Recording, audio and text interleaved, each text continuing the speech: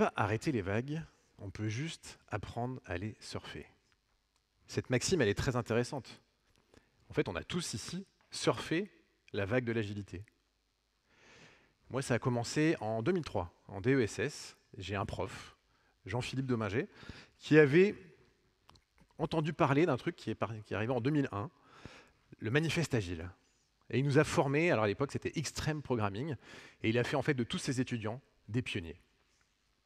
Et aujourd'hui, avec le recul, je réalise que je dois à l'agilité à peu près tous mes succès, alors et mes échecs aussi, mais comme vous le savez, en agilité, les échecs sont surtout source d'apprentissage, mais voilà. Et puis, cette métaphore, elle est aussi valable dans l'innovation, pour les vagues successives d'innovation. Exemple, dans la photographie. Peut-être certains d'entre vous ont connu l'ère florissante de l'industrie de la pellicule. Oui, on ne pouvait pas voir la photo qu'on prenait. Cette industrie a été complètement balayée par l'avènement de la photographie numérique. Et aujourd'hui, la plupart d'entre nous, le meilleur appareil photo que nous ayons jamais eu, c'est notre smartphone. Voilà pour la photographie, mais en fait, si on regarde du côté de la musique, l'industrie du disque, avec les CD, les vinyles à l'époque, a été complètement chamboulée, disruptée par l'avènement du numérique et du téléchargement illégal. Et aujourd'hui, la plupart d'entre nous écoutons notre musique sur notre smartphone grâce à un service de musique en streaming. Alors en effet, j'ai eu la chance d'être le 15e salarié de Deezer, d'y construire l'équipe mobile et les applications mobiles. Donc vous noterez que je n'ai pas mis de logo Spotify, mais nous aurons tout à l'heure Rachel qui viendra nous parler du product at Spotify. Et merci d'être là, ça va être très intéressant, je pense. Et c'était surtout des histoires de produits, d'ailleurs, ces deux aventures, qui se sont, je pense, mutuellement aidées, mais on verra peut-être un peu de détails. Alors, on a vu la photographie, la musique. Mais en fait, c'est le cas dans tous les domaines. Et juste pour un petit sondage, alors je me souviens, il y a 10-12 ans, je m'occupais parfois j'avais des clients qui étaient dans la banque et qui se posaient la question de faire une appli, comment faire une appli. Bon, aujourd'hui, qui utilise l'application de sa banque? Bon, voilà, je pense que les mains levées, les mains qui ne sont pas levées, c'était manque d'attention. Mais vous voyez, cette vague, en 10 ans, on utilise tous l'application de notre banque. Et c'est le cas dans plein d'autres domaines. Le e-commerce, évidemment, la façon dont on acquiert les appareils, la façon dont on voyage, le numérique et le mobile sont partout. Quand on a comme ça de multiples vagues qui changent plein d'industries en même temps, qui changent le monde, on peut parler de révolution. Et la révolution numérique était aussi culturelle, elle a changé notre rapport à plein de choses, au temps, aux autres, etc.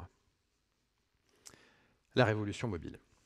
Donc des vagues successives, parallèles, qui transforment toutes les industries, c'est une révolution. Alors cette révolution mobile, cette révolution numérique, elle a amené aussi tout son lot de disruptions. Et vous avez des empires entiers qui ont sombré. Vous en avez quelques-uns ici, là, qui sont tombés de la vague. Mais vous avez aussi tous les autres qui ont surfé sur la vague. Donc on mettra dans ces surfeurs talentueux tous les GAFA, évidemment, et toutes les startups. Pour les entreprises un peu plus classiques, dans la vallée entre disruption et opportunité, comment est-ce qu'elles se sont adaptées grâce à leur transformation numérique? Et la DSI, l'IT, qui était un peu dans son coin et qui servait juste à fournir des ordinateurs aux salariés, s'est mis à imprégner tous les métiers. Dans le marketing digital. Évidemment, du côté de l'innovation, mais la numérisation de la logistique, les achats dématérialisés, la paye, etc. Et même les RH, le SIRH, etc. Donc le numérique s'est mis à imprégner tous les métiers. Et il se trouve que c'est aussi le cas de l'agilité. Et ça tombe bien, dans ces 2 jours, on aura justement plein de moments où on verra que l'agilité est en train d'imprégner tous les métiers également. Alors c'est aussi l'avènement des méthodologies que nous connaissons bien et qui seront d'ailleurs le sujet de ces 2 jours. Voilà, je vous ai mis un peu mon tableau des méthodologies selon moi, avec ces 3 grandes étapes, ces 3 grands enjeux. Trouver le bon produit pour faire un produit utile, des fonctionnalités utiles. Bien le construire pour qu'il soit utilisable. Et puis aussi bien le vendre, bien communiquer pour qu'il soit utilisé. Donc l'agilité, évidemment, déborde un peu de tout ça. Le product management est un peu un socle. Voilà, vous avez évidemment ce panel des méthodologies. On s'attardera un peu plus sur leurs caractéristiques communes. Leurs caractéristiques communes, c'est quoi?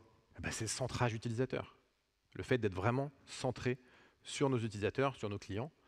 C'est vraiment ce qui définit toutes ces méthodologies et on voit des équivalents partout, que ce soit le design thinking ou l'agilité. Et alors la bonne nouvelle, c'est aussi que ces 2 jours seront sur cette thématique. On aura beaucoup de nourriture d'esprit sur ces sujets-là. Et l'autre caractéristique de ces méthodologies, c'est d'être centré évidemment sur l'utilisateur, mais aussi sur les équipes. D'avoir des process qui fonctionnent pour les équipes et d'avoir des équipes qui sont en tout cas performantes, mais surtout à l'aise dans leur production. Donc c'est pour ça que j'aime pas trop le terme centré utilisateur. Je lui préfère ce terme human-centric, centré sur les humains, qu'ils soient à l'intérieur de l'équipe produit ou à l'extérieur de l'équipe produit. Centré humain. Donc on aura un événement centré humain, c'est cool. Première manière de se centrer sur les humains, l'écoute et l'observation. Et je pense qu'on est tous ici bien au fait. Alors je vais vous raconter quelques moments clés chez Deezer, mais cette écoute et cette observation, elle passe par questionner. Et il y a une question magique dans les interviews, c'est pourquoi?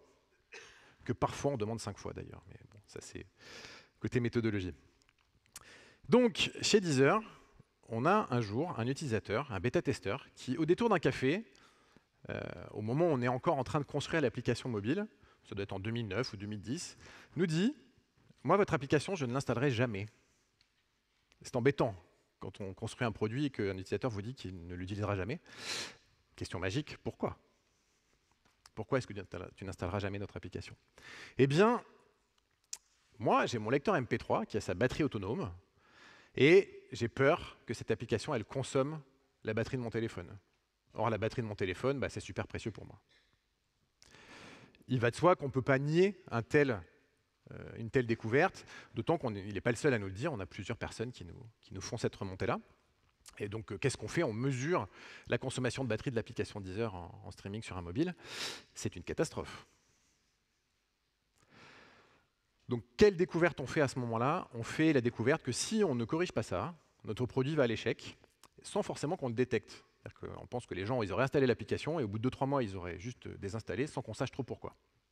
Donc en fait, on célèbre cette découverte. Et ce qu'on a fait, c'est qu'on a fait 6 mois de R&D pour optimiser la consommation de batterie, tout simplement en protégeant moins les fichiers, moins d'encryption, en téléchargeant aussi des playlists en local, et même en rajoutant une fonctionnalité qui s'appelle le smart caching, qui est toujours présente dans l'application d'ailleurs, qui va conserver les musiques les plus écoutées de l'utilisateur. Et donc cette découverte, elle a été un facteur de succès ou d'échec, c'est-à-dire que l'entreprise, avec une simple remontée d'utilisateurs, elle a joué sa vie en fait. Et c'est un peu ça que je veux vous transmettre. Parfois, un échange avec un utilisateur peut changer la destinée de l'entreprise. J'ai un autre exemple, avec le téléchargement illégal. Cette découverte était très particulière. En fait, on avait des utilisateurs qui nous disaient « Moi, j'achète les CD, mais je vais quand même sur des sites de téléchargement illégal. » Vous vous rappelez la question magique? Pourquoi? Donc pourquoi est-ce que tu fais ça? Pourquoi est-ce que tu achètes et tu vas quand même sur du téléchargement illégal? Eh bien tout simplement parce qu'à l'époque, quand vous achetiez les CD, il fallait les passer dans votre ordinateur. Vous vous souvenez, il y avait un logiciel qui s'appelait un Reaper, et c'était la manière d'extraire les fichiers, et puis après de les mettre dans vos lecteurs MP3. Et ces personnes-là nous disaient, en fait, moi tout simplement, je trouve ça plus pratique d'aller sur le site de téléchargement illégal pour récupérer les MP3, c'est plus ergonomique. C'est plus rapide et c'est plus ergonomique. Alors, on a fait cette découverte plein de fois dans des interviews. Je crois que Spotify a fait exactement les mêmes au même moment. Et c'est ce qui nous a permis en fait de convaincre les majors du disque, de rappeler que ce n'était pas seulement une question d'argent, le téléchargement légal, mais c'était une question d'ergonomie. La voie illégale était plus ergonomique que la voie légale. Et qu'est-ce qu'on fait Deezer et Spotify? C'est inventer un produit plus ergonomique, plus utilisable, plus pratique que les téléchargements illégaux, avec l'histoire qu'on connaît aujourd'hui, c'est devenu notre moyen de consommation de musique principal. C'était pas évident à ce moment-là. Donc encore une fois, des découvertes avec des interviews utilisateurs qui changent la destinée de l'entreprise. Alors ça, ce que je viens de vous décrire là, ces découvertes qui changent la destinée de l'entreprise, c'est valable pour les startups. On a plein d'histoires de startups dans ce genre-là. Je vais vous en donner quelques autres aussi. Mais on oublie parfois qu'un jour, les grandes entreprises ont été des startups. Et je crois qu'on a des gens de Michelin qui interviennent aujourd'hui, ou demain, je ne sais plus. En tout cas, on aura des intervenants de Michelin. Michelin, c'est très intéressant. Donc, fabricant de pneus, qui fait une découverte, les gens n'usent pas leurs pneus. Ce qui est problématique dans le cas de Michelin, puisque si les gens n'usent pas leurs pneus, ils ne vont pas racheter de pneus. Donc ils ne roulent pas avec leur voiture, ils roulent assez peu. Il faudrait leur trouver des raisons de rouler, de voyager. Et puis ils font la découverte évidemment que c'est pas facile de voyager, parce que trouver son chemin n'est pas facile à cette époque-là. Donc, on va bien se le dire, le business de cartes et de guide Michelin pour aller dans les meilleurs restaurants de France a été créé pour que les gens usent leurs pneus. C'est quand même assez fou. Et ça a été un business florissant pendant des années et des années, des décennies. Donc voilà, je me passionne en tout cas de ces histoires qui sont aux prémices des entreprises, des grandes entreprises qu'on connaît. Alors, on a vu ces interviews utilisateurs. Les tests et les apprentissages sont aussi une manière de faire des grandes découvertes qui vont mettre l'entreprise sur la voie de son avenir. Et là, j'aime bien faire référence à Blog Music. Blog Music, c'était des widgets sur des sites qui vous permettaient d'écouter la playlist du blogueur. Et puis du coup, ça marchait plutôt bien, les gens se mettaient à écouter la playlist du blogueur, mais assez systématiquement, ils revenaient vers Blog Music en disant « Voilà, moi ce que j'aimerais, c'est écouter la musique que je veux. » Bon. Quand 30 fois par semaine, il y a des gens qui vous écrivent pour vous dire « Moi ce que j'aimerais, c'est d'écouter la musique que je veux », vous vous dites deux choses. Un, les gens sont prêts à écouter de la musique sur Internet. Ce n'était pas une évidence à cette époque-là. Et deux, les gens voudraient un service de musique à la demande qui permettrait d'écouter la musique qu'on veut. Donc Blog Music, c'est toujours le nom de l'entreprise qui est derrière Deezer. Là, vous avez le MVP de Deezer, en fait. Et Spotify a fait les mêmes découvertes avec des radios en ligne. C'était la même chose. Il y avait plein de gens qui écoutaient ces radios en ligne et qui ont dit à Spotify « Ce serait intéressant que j'écoute la musique que je veux ».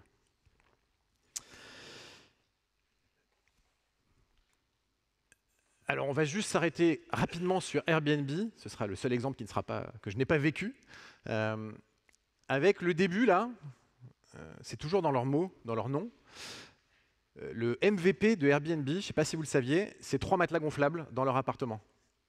Airbnb, Air, Bed and Breakfast. C'est toujours dans le nom. Donc déjà, c'est incroyable de se dire que quand vous mettez 3 matelas gonflables dans un appartement, vous ne vous dites pas « je vais révolutionner l'industrie hôtelière ». Et le deuxième exemple qui est très parlant, c'est celui-là, à un moment où Airbnb est très en stagnation, n'a plus de croissance. Ils se rendent compte que justement, il y a un problème au niveau de la qualité des photos et que ce n'est pas attractif en fait les appartements qui sont sur leur site. Donc ce qu'ils font, c'est qu'ils font un test. Ils vont à New York photographier des beaux appartements avec leurs propres réflexes en fait, et ils se rendent compte que quand les photos sont de qualité, ça change tout. Encore une découverte qui change la destinée de l'entreprise, sauf que comment on scale ça, comment on rend ça grand? C'est le moment où Airbnb a créé son réseau de photographes. Et aujourd'hui, vous avez 5000 photographes qui travaillent pour Airbnb, et quand vous mettez votre bien en location, il y a un photographe qui vient faire des photos peu après. Ça a changé la donne aussi. Donc on voit bien ici cette recherche permanente du chemin dans une incertitude totale. Et avec aussi une vision, mais de là à se dire « nous serons le nouveau moyen de consommation de musique » ou « nous serons le plus grand hôtelier du monde », à cette époque-là, vous ne vous dites pas ça. Hein. Vous savez que vous êtes sur une vision qui a de la valeur, mais c'est plus compliqué. Et donc, cette capacité à naviguer dans l'incertitude, c'est vraiment, je pense, ce qui caractérise beaucoup aussi les méthodologies qui seront à l'honneur dans ces 2 jours. Donc cette incertitude, et puis évidemment, cette incertitude, elle fait aussi appel au changement, donc être acteur du changement. Exemple, enfin plutôt se rappeler que entre le succès et l'échec, on a souvent cette croyance que c'est le jour et la nuit, et que c'est sur un claquement de doigts entre on va se rater ou on va réussir. Je vous apprends rien sur le fait que c'est plutôt comme ça que ça se passe. La succession d'échecs qui nous mène au succès. Il y a une maxime de Winston Churchill qui est parfaite pour ça. Le succès, c'est d'aller d'échec en échec sans perdre son enthousiasme.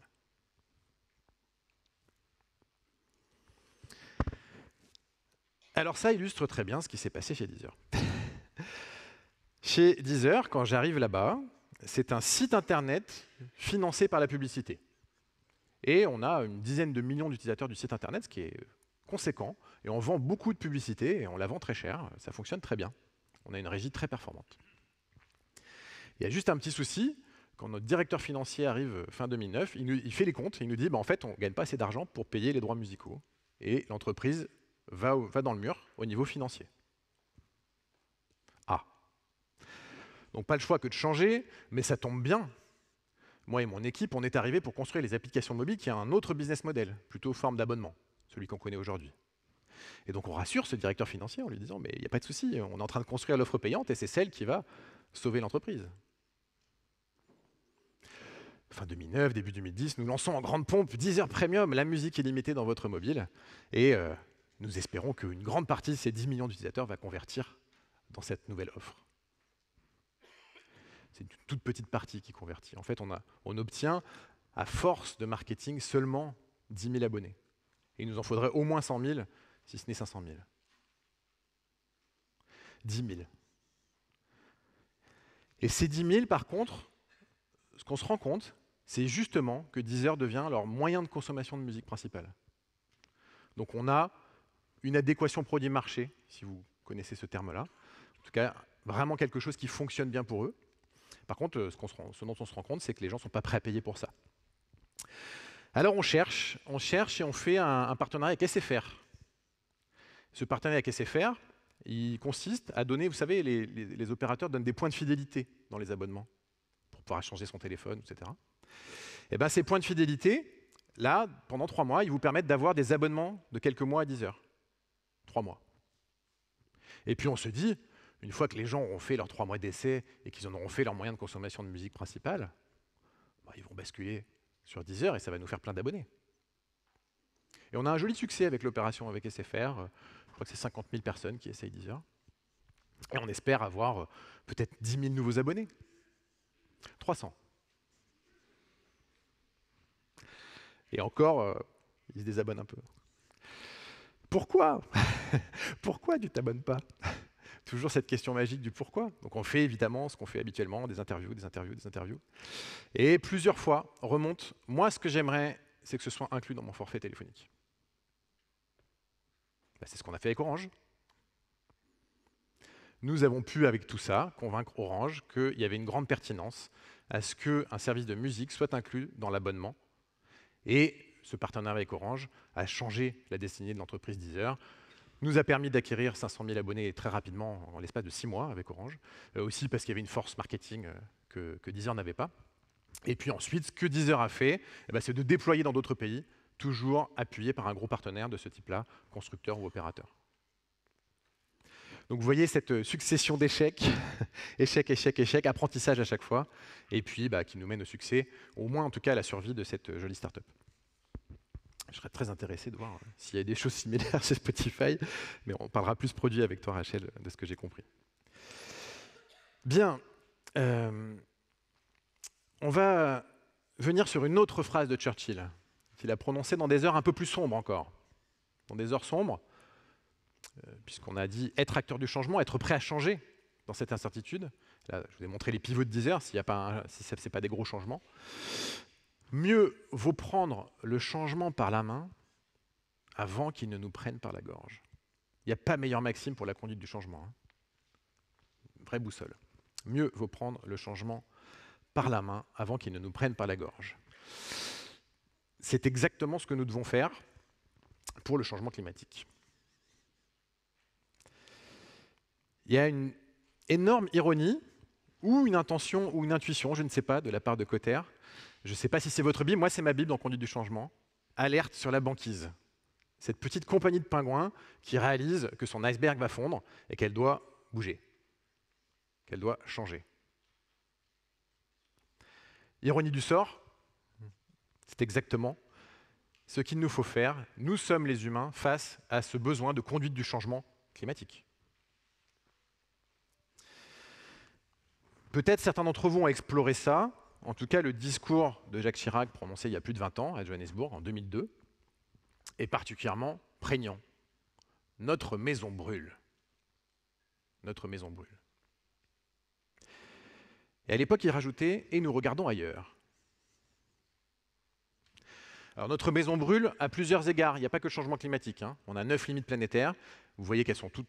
Il y en a 6 sur 9 qui sont dans le rouge. Ça continue. On ne va pas dans le bon sens. Il n'y a pas seulement le changement climatique. Notre maison brûle et nous regardons ailleurs, ce n'est pas vrai. Notre maison brûle toujours. Par contre, la bonne nouvelle, c'est que nous sommes de plus en plus nombreux à ne plus regarder ailleurs. Vous êtes là. Agile en Seine a fait le choix de mettre cette keynote en entrée. Et puis, vous connaissez peut-être ces outils, ces fameux ateliers qui sont en train de se propager à vitesse grand V. La fresque du climat a atteint plus d'1,8 million, 1,8 million de participants. Mais j'ai toujours du mal, tellement le chiffre va vite. Quand j'ai commencé à être fresqueur, on était à 200 000, donc c'est impressionnant. Ces ateliers qui sont très présents en entreprise. Donc la fresque du climat, c'est simple. Le rapport du GIEC. Qui l'a lu ici d'ailleurs, le rapport du GIEC? En général, on a quelques mains, mais voilà. Donc ça prend un peu de temps, 2-3 semaines. Voilà. Bon, même les dirigeants n'ont pas ce temps-là. En fait, cet atelier vous amène en quelques heures l'essentiel de ce qu'il y a à savoir dans le rapport du GIEC. Et donc, vous avez ça sur la biodiversité, sur le numérique, sur plein de sujets. Je crois qu'il y a une fresque de l'empathie qui est présentée aussi ici. Enfin bref, vous avez de nouveaux ateliers assez ludiques à base de cartes qui vous permettent en quelques heures de bien appréhender un sujet, souvent sur les enjeux environnementaux. Et je crois qu'il y a beaucoup de gens qui ont déjà participé. On avait eu des fresques d'ailleurs les années précédentes ici à Agile en Seine. Qui a déjà participé à une fresque ici? Oui, on est déjà sur plus de quasiment 50%. En tout cas, ça permet d'être sachant sur ces problèmes-là, sur ces problématiques-là, ce qui est évidemment la meilleure manière de trouver des solutions. N'espérez pas trouver les bonnes solutions si vous n'avez pas bien compris le problème. C'est un peu la base de nos méthodologies. Et puis, le grand public, les citoyens, les individus, les consommateurs, réalisent ça. Et logiquement, ils se mettent à changer leur comportement. Pas toujours sur le même point d'entrée. Chacun a son sujet qui va lui parler. Mais je vais vous poser cette question. Est-ce que vous, ou quelqu'un dans votre entourage, aurait changé une de ces pratiques? Par exemple, consommer moins de viande, consommer plus local ou bio au niveau de l'alimentation. Ça peut être aussi faire ses produits ménagers soi-même, réduire ses déchets, moins prendre l'avion, acheter en seconde main. Voilà. Est-ce que vous, quelqu'un dans votre entourage, je pense à frère, sœur, conjoint, aurait changé des choses comme ça dans sa vie? Okay. Je vous invite à regarder, on est sur 60%, 80%, 70% de mains levées. Vous voyez toutes ces vagues? C'est quoi toutes ces vagues parallèles? Quand on a plein de vagues parallèles qui changent plein de domaines? Révolution. Donc nous sommes entrés dans la révolution environnementale. Avec ses aspects individuels. Mais le monde économique, l'entreprise n'est pas en reste. Et vous avez cette étude qui a été pondue il y a quelques années, plus de 60%, alors ça serait plus de 80% en fait. En tout cas, notre PIB, notre économie dépend d'écosystèmes en bonne santé. Notre économie dépend d'écosystèmes en bonne santé. Alors on se dit, quand on voit cette étude-là, que c'est sûrement une ONG qui a publié ce rapport. Pas du tout. C'est le deuxième réassureur du monde. Et donc si on cherche un domaine qui est entré en disruption climatique, je vous présente que je pense que l'assurance est un très bon exemple. L'assurance est entrée en disruption climatique. Il va de soi que s'il y a des inondations autour de votre voiture ou des arbres qui tombent sur votre maison ou que sais-je, il y a aussi des gros grêlons comme ça de la taille de balle de tennis qui tombent sur les panneaux solaires. C'est pas mal ça aussi. Voilà. En tout cas, pour les assureurs, ça fait évidemment pas leur jeu. Si la planète se réchauffe trop, elle deviendra inassurable, disait le PDG d'AXA. Et puis, plus récemment, j'ai mis à jour ce slide. Bon, en fait, l'an dernier, vous avez eu le moins 1 milliard. Entre les inondations dans le Nord-Pas-de-Calais et la tempête Kiran, ça a coûté à peu près 1 milliard d'euros aux assureurs français. Donc, disruption climatique. Comme on avait hier de la disruption numérique, on commence à voir aujourd'hui des disruptions climatiques d'industries entières. Autre domaine, pas étranger d'ailleurs au domaine assurantiel, l'agriculture, qui, si elle a relativement peu de place dans l'économie, si elle s'arrête, c'est assez problématique. En tout cas, je ne vous fais pas de dessin, la grêle, le gel, la sécheresse, tantôt trop de pluie, tantôt trop de sécheresse. Suivant les années, ce n'est pas la même chose, d'un pays à l'autre. Là, on a eu cet été trop d'eau en France, mais pas assez en Italie. Bref, c'est le bazar. Les agriculteurs sont bien sur le front. Et puis, vous avez un deuxième facteur qui est la disruption biologique. Oui, la vie des sols.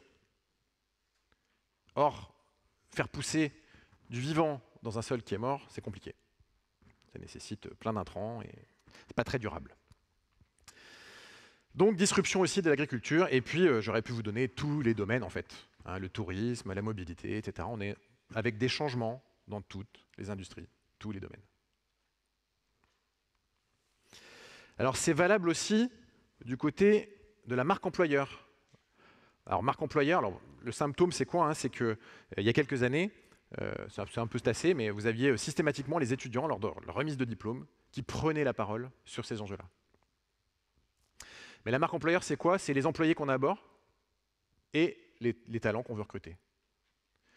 Les sujets d'environnement et de RSE sont aujourd'hui des facteurs d'attractivité. Beaucoup de gens ne veulent plus travailler pour une entreprise qui nourrit le problème plutôt que d'essayer de le résoudre.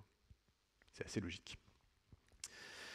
Et puis, dernier exemple, après qu'on soit parlé de cette analogie, en fait, c'est comme pour la révolution numérique. On va avoir des disruptions pour certaines entreprises et puis aussi des opportunités. Et le plus parlant, c'est le domaine de la mode. En ce moment même, vous avez énormément d'anciennes de mode en France qui prennent le bouillon. Et il en manque les 3/4, puisqu'il y en a vraiment, vraiment beaucoup. Donc toutes celles que vous voyez de ce côté sont des enseignes qui ferment, des marchés qui se ferment et surtout de l'emploi aussi en moins. Donc disruption pour toutes ces marques de mode qui n'avaient pas surfé la vague environnementale. De l'autre côté, vous avez le en mode crado. Le en mode crado, c'est Shein, c'est cette mode fast fashion, pas du tout durable, où les gens d'ailleurs achètent parfois des vêtements pour ne pas les laver et les jeter. On a ça, hein, qui finissent après dans des décharges à l'autre bout du monde. Et puis vous avez un peu plus vertueux, évidemment, en mode climat. Donc les marques de mode qui surfent sur cette opportunité, qui ont vraiment mis la durabilité, l'environnement au cœur de leur activité. Beaucoup de ces marques-là, elles ont des croissances à 2 chiffres. C'est plutôt une bonne nouvelle. Et ça montre bien qu'il y a une vague inarrêtable et qu'on peut la surfer et qu'il y a des opportunités. Alors, dans la vallée entre ces disruptions et ces opportunités, comme tout à l'heure pour la révolution numérique, qu'est-ce qu'on trouve? La transformation environnementale.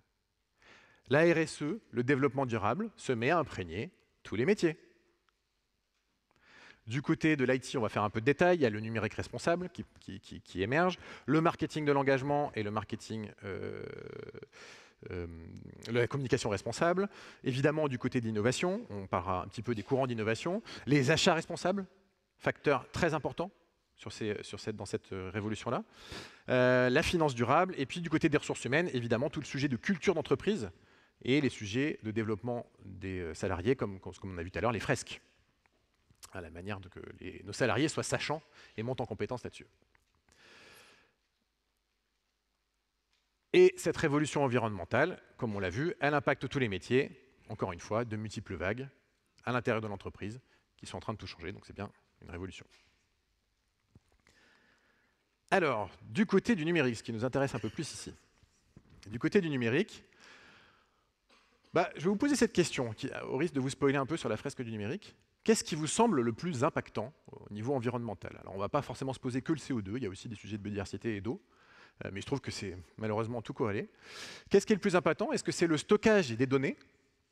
Est-ce que c'est la construction des appareils? Ou est-ce que c'est les usages vidéo? Alors, je vous laisse forger votre réponse dans votre tête, je ne vais pas vous faire lever la main, pour la bonne et simple raison que, comme vous le savez, c'est en se trompant qu'on apprend. Hein. Quand on marche, on tombe 500 fois hein, avant d'apprendre à marcher et de ne plus tomber. C'est en se trompant qu'on apprend. Donc si vous avez la bonne réponse, ça viendra renforcer votre savoir. Et si vous avez la mauvaise réponse, bah, c'est parfait, vous aurez appris. Alors, est-ce que c'est le stockage des données, la construction des appareils ou les usages vidéo? La réponse la plus courante, c'est la réponse A, le stockage des données. C'est celle qui revient systématiquement quand je pose cette question à une audience. Alors que c'est la construction des appareils. Largement. Des data centers, il y en a à peu près 200 000, des appareils électroniques, il y en a 34 milliards. Et pour être construit, beaucoup d'énergie, beaucoup d'eau et surtout beaucoup d'extraction. La carte de la fresque du numérique extraction, elle est chambée.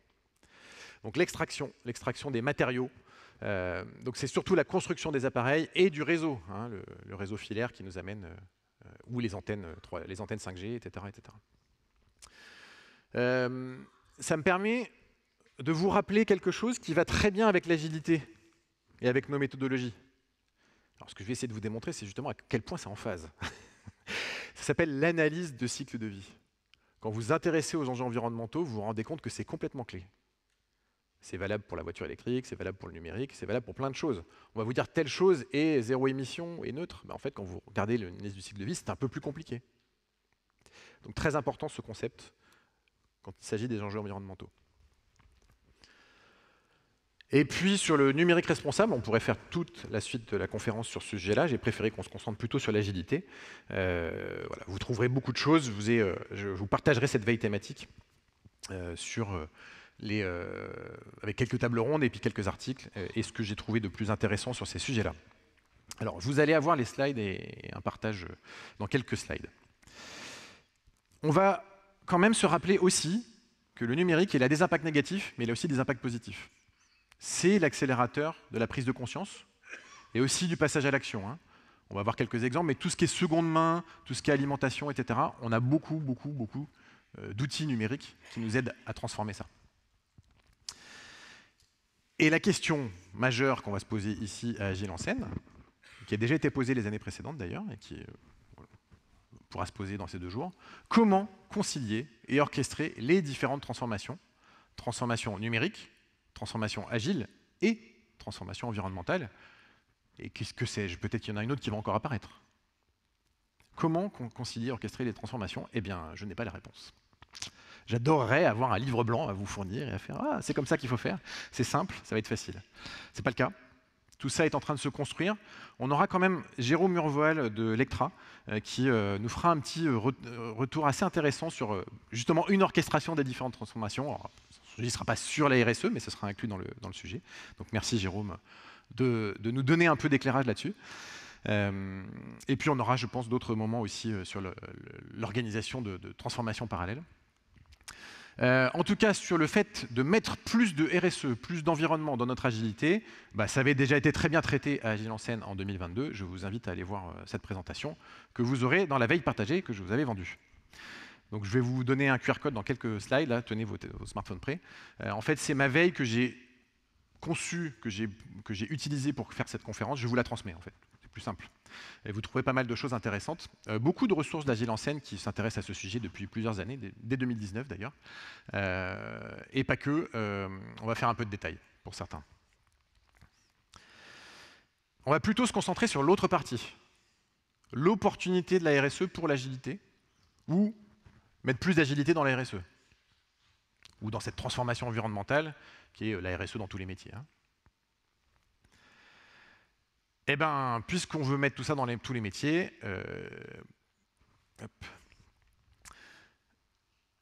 la complexité, ça va être d'orchestrer en même temps que la transformation agile. Et c'était quoi l'enchaînement? Voilà. Ce que je voulais vous dire, c'est que vos compétences, nos compétences d'agilistes, elles sont clés pour cette transformation. Elles sont clés pour aussi la transformation environnementale. Les points qu'on a déjà vus tout à l'heure, écoute et observation, test et apprentissage, acteur du changement et faire face à l'incertitude. On est dans un monde particulièrement incertain sur les enjeux environnementaux. Eh bien, ce sont des compétences d'agilistes, or, il y a besoin de toutes ces compétences-là. Ah, j'ai trouvé ce que je voulais vous dire là. Les gens de la RSE, ceux qui sont formés à la RSE sont souvent formés à du reporting ou de la communication. Ce ne sont pas des transformateurs. Et ça pêche souvent sur la transformation parce qu'ils n'ont pas cette culture d'aller transformer. Qui l'a, cette culture déjà? Les acteurs du numérique, les agilistes. Donc il va vraiment falloir mettre de l'agilité dans la RSE, de la transformation dans la RSE. Et puis, il y a plein de choses en fait, qui sont corrélées. Vous connaissez tous les anti-patterns agiles. Il se trouve que dans le côté environnement, il y a des choses qui ressemblent, mais alors furieusement, à des anti-patterns agiles. Ne pas prendre en compte l'analyse dans cycle de vie, comme on vient de le voir. Le greenwashing, il est souvent pas intentionnel, mais c'est pareil, c'est des anti-patterns environnementaux. Les moteurs de l'inaction. Ou, ce que vous avez au milieu, le tunnel carbone. Le fait de ne voir que les émissions de CO2. Alors c'est malheureusement un peu le monde dans lequel on est, et ce qui se passe du côté de l'entreprise. On appelle ça le tunnel carbone. Tout ça, ça ressemble furieusement à des anti-patterns agiles. Il va de soi que les agilistes ont des compétences pour les détecter plus que d'autres. On a déjà l'habitude de faire ça. Ça tombe bien, on a même des méthodes pour ça. Il faut résoudre des problèmes dans cette transformation environnementale. Ça tombe bien, c'est notre métier, les agilistes, en fait. Le vrai fond, c'est qu'on résout des problèmes. Et qu'on les détecte tôt, on les admet tôt. Et puis vous connaissez probablement la méthode des 5 pourquoi. Elle est très utile aussi sur les sujets environnementaux. Se poser 5 fois la question pourquoi. Alors, on va juste se poser la question rapidement des preuves. Est-ce qu'on a des preuves que ça marche quand on met de l'agilité dans les enjeux environnementaux?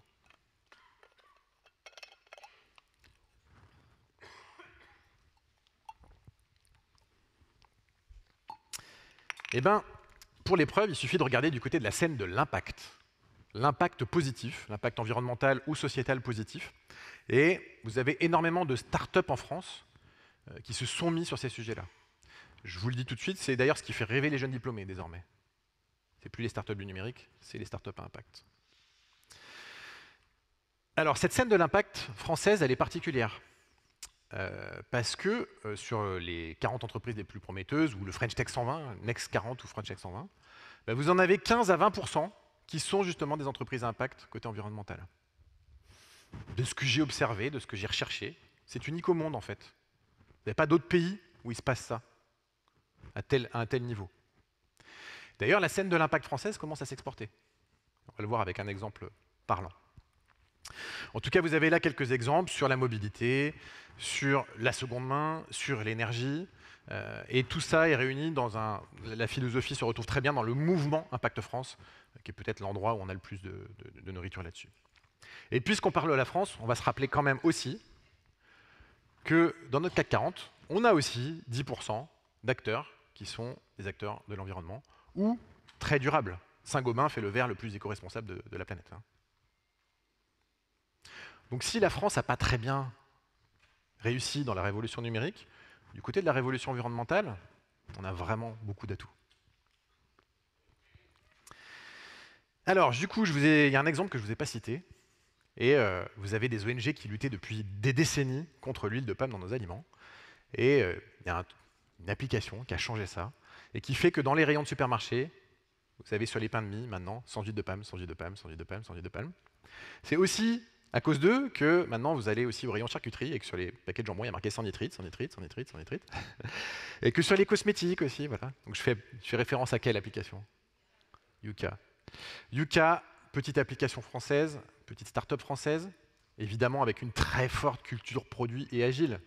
Pour moi, c'est la preuve la plus parlante que nos méthodologies fonctionnent dans ces enjeux-là. 60 millions d'utilisateurs touchés aujourd'hui et qui est aux États-Unis désormais. L'équipe est aux États-Unis, est en train de se déployer aux États-Unis à vitesse grand V. Vous avez vraiment un phénomène Yuka partout dans le monde désormais. 60 millions d'utilisateurs, ça commence à être drôlement costaud. Sachant que c'est une start-up qui, à ma connaissance, opère à 12 ou 15 personnes max. Impressionnant. Voilà. Donc on sait très bien que ce qui les fait réussir, c'est cette culture agile. Et UX. Et puis vous avez un autre ovni en France, encore une fois, qui commence aussi à rayonner à l'international, qui s'appelle Team for the Planet. peut-être certains d'entre vous sont associés. En tout cas, si vous ne l'êtes pas, regardez et peut-être que nous deviendrons associés. J'étais le 1500e, je crois. Aujourd'hui, il y en a 100 000.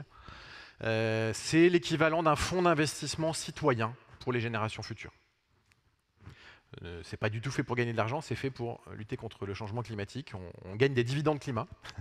Mais le modèle est très bien fait et il se trouve que c'est aussi un exemple parfait, on va dire, d'agilité à l'échelle. Et vous avez un retour d'expérience d'un des cofondateurs qui est assez intéressant. Je vous invite vraiment à regarder cette vidéo. Elle dure 3 quarts d'heure, mais c'est de l'or en barre. Donc un retour d'expérience sur l'agilité. Alors ces méthodes agiles sont aussi très utiles dans les ONG. Hein. Si vous voulez agir sur ces enjeux-là et que vous voulez faire du pro bono consulting pour des ONG, c'est une bonne idée. En tout cas, j'expérimente ça dans l'asso que j'ai créé qui s'appelle Music for Planet. Bon, c'est pas toujours si agile. Il y a une vraie complexité dans les ONG, c'est qu'il y a beaucoup de bénévoles. Et c'est pareil dans le cas de Team for the Planet. Les associés ne sont pas une équipe, ce sont des ressources qu'on peut utiliser un peu comme des bénévoles. C'est une autre complexité, pas la même chose. Et d'ailleurs, on se cherche aussi sur ces modèles. Donc en tout cas, des belles preuves que l'agilité fonctionne. Et je vous invite aussi à aller regarder les ressources de Fertile, fertile.co. Fertile, c'est un peu le meilleur des deux mondes. Alors, je vais me taper un peu sur les doigts. Quand on m'a présenté Fertile, en bon agiliste, ou plutôt en mauvais agiliste, j'ai fait non, mais c'est bon, je connais tout ça, c'est de l'agilité. Il n'y a pas besoin de m'expliquer, c'est très simple. Je connais déjà la boîte à meux, par exemple, dans les réunions, etc. Et puis, je me suis intéressé aux petites différences subtiles qu'il y avait chez Fertile, et en fait, elles étaient bien plus subtiles qu'il n'y paraît, enfin bien plus importantes qu'il n'y paraît. Donc, typiquement, je n'utiliserai plus jamais de boîte à meux. Il y a des choses beaucoup plus pertinentes dans leur espace de liberté. Ils ont beaucoup travaillé la communication non violente. Donc, c'est à la croisée il y a évidemment eu, je pense, des agilistes à bord et des acteurs de l'engagement environnemental. Si vous cherchez le meilleur des deux mondes, fertile.co, qui est une école de la coopération et de l'engagement, donc à fin engagement environnemental. C'est un peu différent de ce qu'on fait en agilité quand même, mais vraiment, je vous assure, j'ai pris ça de haut au début et j'ai pris une grande claque. Donc vous retrouverez tout ça ici, bit.ly/agile4good, et le QR code qui est ici, donc je vous laisse un petit instant pour récupérer ces slides-là. Vous retrouverez les slides de cette conférence dedans. Il y a beaucoup de choses, vous ferez votre tri, je vous fais confiance. C'est bon, allez, c'est parti. Et puis on va finir sur, quand même, nos méthodologies sont quand même fortement liées à l'innovation, j'appelais ça des méthodologies d'innovation. Hein. Eh bien, on va se poser la question du progrès. De quel progrès avons-nous besoin? On a souvent bien trop tendance à associer innovation et technologie. Alors, je pense que dans la culture agile, on sait que c'est un peu plus complexe que ça et qu'on peut innover sans forcément faire appel à la technologie, mais dans les entreprises, couramment en tout cas, ou dans l'économie, couramment, on associe innovation à innovation technologique. Or, est-ce qu'on a encore besoin de progrès technologique? Ce n'est pas certain. On a absolument par contre besoin de progrès environnemental. Bonne nouvelle, il y a plein de nouveaux courants d'innovation qui vont dans ce sens-là. Et certains des innovateurs qu'on a vus précédemment, d'ailleurs, font appel à ces courants d'innovation. La seconde main, c'est dans l'économie circulaire. Donc l'économie circulaire, très intéressant, c'est un peu l'agilité de l'environnement. Sur les enjeux environnementaux, si on cherchait quelque chose qui ressemble à l'agilité, on regarde l'économie circulaire, c'est exactement ça. Ou dans l'économie circulaire, juste un petit truc, la pire des choses que vous puissiez faire, c'est de recycler. Tiens, encore un anti-pattern. Le truc qu'on nous vend le plus, c'est le recyclage. Vous avez évidemment tout ce qui va être de l'ordre de la régénération des écosystèmes, par exemple l'agriculture régénératrice, et puis aussi le biomimétisme. Alors le biomimétisme, c'est quand on s'inspire de la nature, et la nature, elle ne crée pas de déchets. Donc si on s'inspire du vivant, il y a de fortes chances qu'on fasse mieux que ce qu'on a fait jusqu'à maintenant. On peut s'en inspirer pour d'autres choses. Les humains ont cette prétention de croire que leurs technologies ou leurs algorithmes sont très évolués. Il se trouve que le vivant, lui, il a 3,5 milliards d'années de R&D. Vous savez peut-être d'ailleurs qui a, je crois que c'est 400 ou 500 millions d'années, a inventé l'algorithme de Waze? Qui a inventé l'algorithme de Waze il y a 500 millions d'années? Les fourmis. Ce sont les fourmis, parce que quand on rentre à la fourmilière et qu'il pleut, et si ça bouchonne, c'est la mort.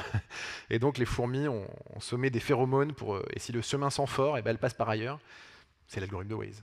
Donc merci, ce sont bien les fourmis. Donc vous voyez la puissance du biomimétisme, et on commence aujourd'hui à chercher à l'appliquer aux enjeux environnementaux. Donc tout ça se cherche, évidemment, il n'y a rien de parfait. On est face à des méthodologies qui se cherchent. On peut aussi innover, comme je vous l'ai dit, pas par la technologie, mais par le modèle d'affaires. On a vu tout à l'heure que la musique pouvait être non plus détenue, mais accédée ou louée. Et ben, c'est peut-être la même chose pour les pneus. Donc on revient à Michelin. Michelin qui cherche beaucoup, ils ne sont pas encore là-dessus, mais ils cherchent beaucoup sur le fait que créer le pneu le plus durable possible, mais si votre pneu dure à vie, en fait, vous n'en achetez plus, donc ça perd au niveau du business. Et donc du coup, ils se positionnent plutôt comme devenir responsable, manutentionnaire des pneus, et donc faire une location de pneus. Ce qui irait dans le sens de la durabilité et aussi évidemment de leur revenu. Donc on peut aussi innover sur le modèle d'affaires, et d'ailleurs, c'est un peu ça la complexité. C'est que quand on s'intéresse aux enjeux environnementaux, très souvent, il faut aller toucher au modèle d'affaires. Qui connaît bien ces enjeux-là? Encore une fois, je pense que les transformateurs et les agilistes vont avoir des compétences pour aller amener ces choses-là. Et puis enfin, encore une fois sur le modèle d'affaires, le modèle le plus important dans les enjeux environnementaux s'appelle les entreprises régénératives. C'est des entreprises qui mettent au cœur de leur modèle d'affaires la régénération des écosystèmes. Et le meilleur exemple, c'est ce navigateur Ecosia, qui a planté à date la bagatelle de 215 millions d'arbres. Juste parce qu'on fournit un navigateur dont les revenus vont à de la reforestation un peu partout dans le monde. Et vous avez d'autres entreprises sur ce modèle-là. C'est quoi la philosophie derrière tous ces courants d'innovation et derrière ces modèles? C'est ça. Travailler avec la nature, ou pour la nature, plutôt que contre elle. Travailler avec la nature plutôt que contre elle. C'est là où doivent aller nos méthodologies.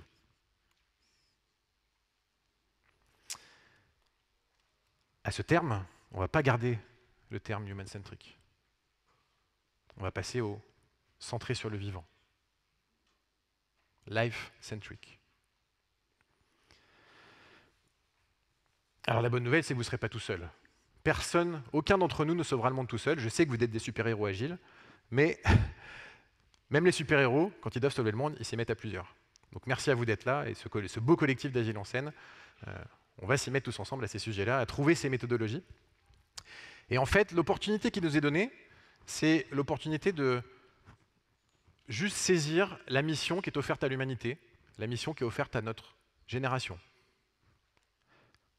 Sachez que cette grande mission, c'est une grande mission, hein, cette grande mission, ce sera aussi la mission pour nos enfants et pour les générations futures. C'est peut-être la voie de l'humanité d'ailleurs. Elle est très simple, cette mission. Préserver la vie sur Terre. Merci beaucoup.